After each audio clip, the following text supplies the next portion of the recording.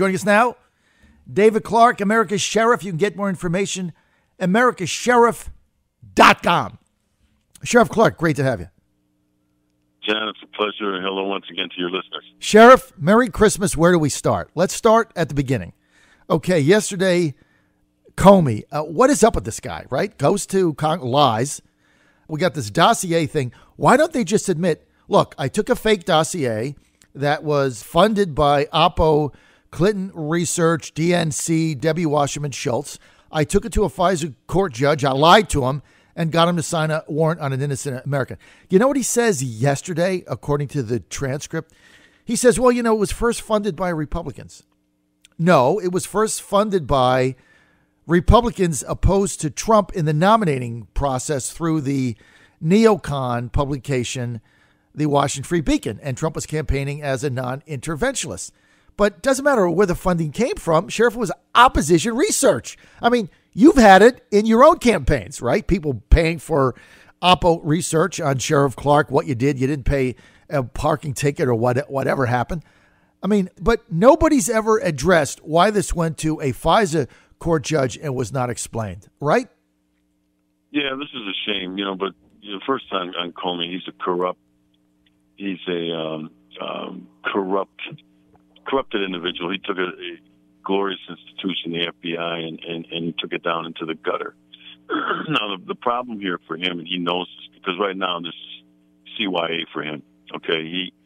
He knows that they took that fake dossier, they knew the source of it, and they tried to drag it into the United States Department of Justice and started a criminal investigation on a fake dossier. So what he did was he dragged politics in to the United States Department of Justice. Shame on him. He knows exactly what went on. When you're the director of the FBI, look, I was the sheriff of Milwaukee County, and I was in law enforcement for 40 years. I had bosses in the Milwaukee Police Department when I was there, and I was the boss as the sheriff.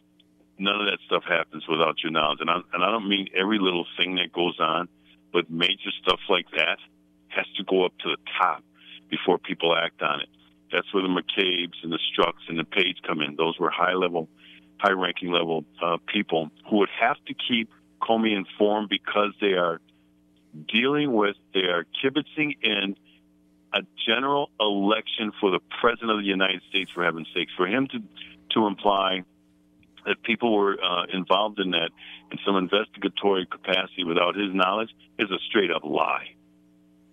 So, for the life of me, Sheriff, I mean, what has troubled me about this at the beginning is I really do believe in the sanctity of the judges. And the FISA court judges are secret judges. They're not in public for that reason, right? Because we want to keep them secret. They revolve, but these are judges in the United States judicial system.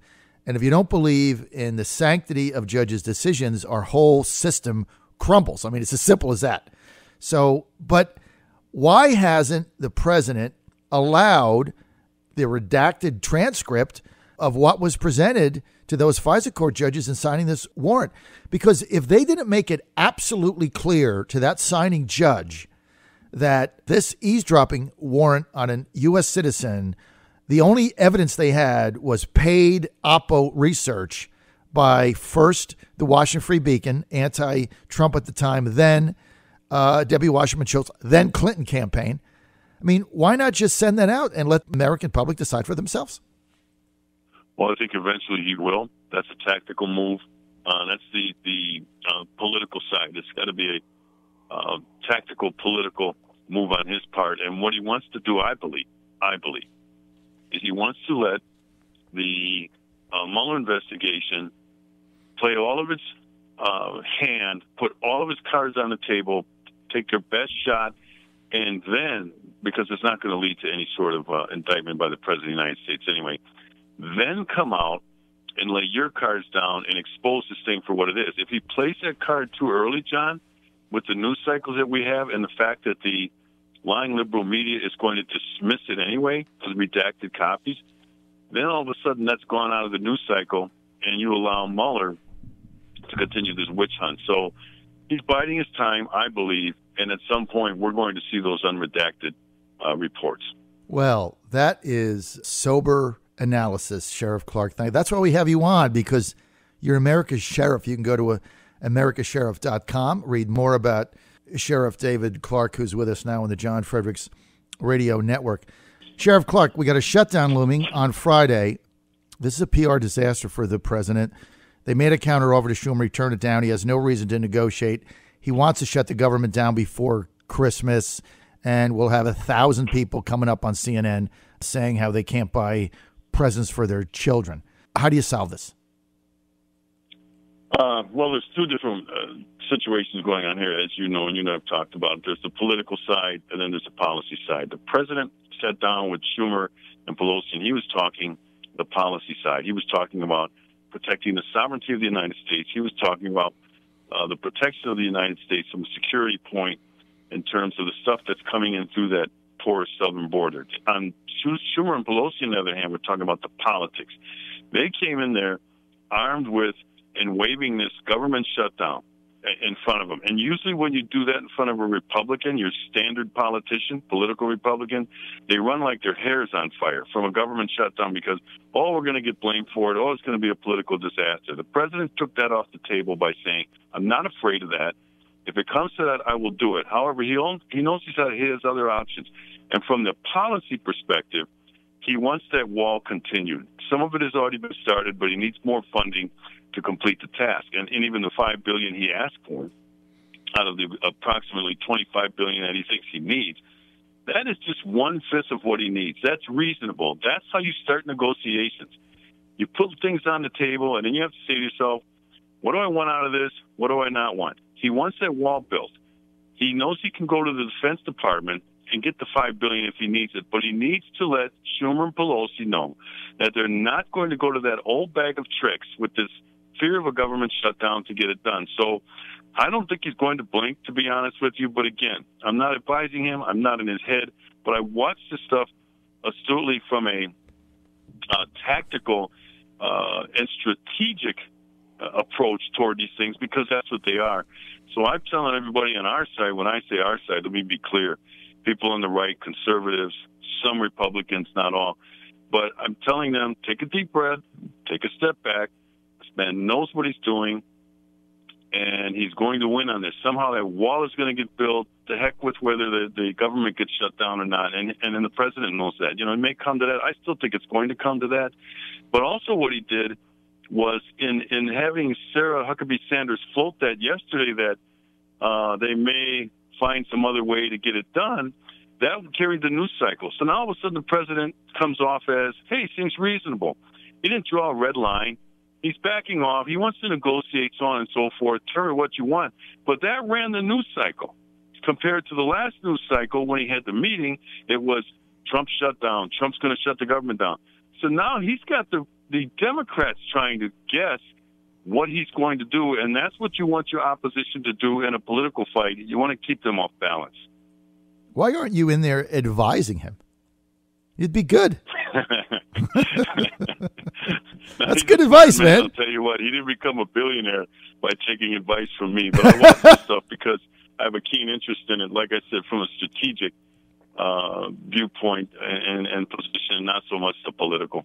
Sheriff David Clarke, you can go to americasheriff.com. Got a couple more minutes. Sheriff Clarke, let's get to the Justice Reform Bill. Full disclaimer here. I have been in favor of justice reform as a Republican for a very long time. I didn't like 3 strikes you're out. I don't like all of these mandatory sentences. The fact that we have the highest recidivism rate in the free world by 2.5 to 1. We have the highest number of people incarcerated in federal penitentiaries as a percentage of population by 2 to 1, bigger than China or Cuba that have political prisons. I mean, it's horrific, the system we have.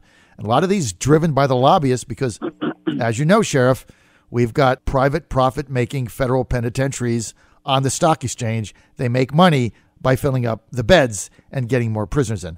What did you think of the bill that passed the Senate last night? There were some things in it that I did not like, straight up. And one of the things I didn't like is they made it retroactive to people who've already had their due process.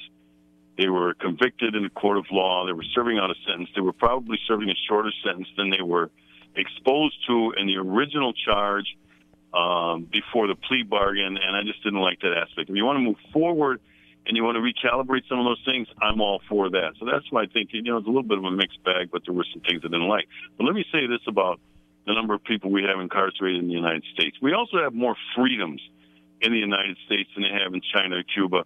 And they don't put up with that nonsense in terms of criminal activity. They make it very clear, and that's why the people that live in those countries, they get it, and I'm not praising those countries. They know if I commit a robbery, if I commit a burglary, if I commit a murder, that's the end. That's it. You don't have this long drawn out with all these rights and all these lawyers protecting you. And guess what? After a while, people realize, and this is what we don't do in the United States, people realize, and that's a deterrent. They go, the government's not going to put up with my nonsense as it relates to crime. That's why we have so many people locked up, because we have so many freedoms and we tolerate this crap. And then what happens is it actually encourages people to keep engaging in that behavior because the government didn't do too much the last time. So, that's why I think, if you want to talk some of the policy, 3 strikes out, okay, yeah, does that need to be recalibrated? Sure. But in the end, these people all got due process, okay? And they were all convicted or pled guilty or something in a court of law. And so they had their swing, they had their chance with it. And they also knew this isn't their first time that day. You don't go to prison unless you commit murder or sexual assault of a child or something like that. You don't go to prison the first time you commit a crime. You commit a robbery or burglary, you're not going to go to prison. You're probably going to get probation. So there was a lot of myths and propaganda about that from the criminal advocates, and there wasn't enough from the victim advocate sides. They weren't on board with it, and I'm always going to side with the victims of crime, not the perpetrators of crime. That's why I love having you on. We don't agree on that, but it's always great to get your perspective. But I believe, Sheriff, in the 80% rule. We agree on 80% of this stuff, therefore we're bosom brothers. John Fredericks Radio Network. Hey, get more information. Go to americasheriff.com. Sheriff David Clarke, also Senior Policy Advisor for America First Policies.